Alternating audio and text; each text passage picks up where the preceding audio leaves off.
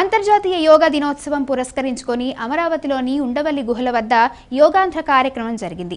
రామ్దేవ్ బాబా శిక్షణలో జరుగుతున్న యోగ సాధనను సీఎం చంద్రబాబు తిలకించారు.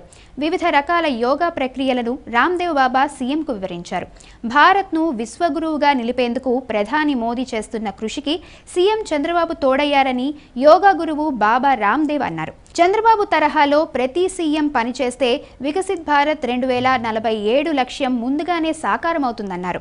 ఈ సందర్భంగా బాబా రామ్దేవ్ మాట్లాడుతూ దేవతల రాజధాని అమరావతి యోగా రాజధాని అయిందని పేర్కొన్నారు. ఈ convinced United nations to make it as a event yoga international day 177 countries agreed to follow at that time.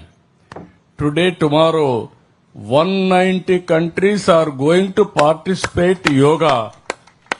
That is our gift our Honorable Prime Minister has given for the global community.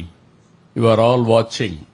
Globe is in turmoil, geopolitical situation, and also families' values are deteriorating.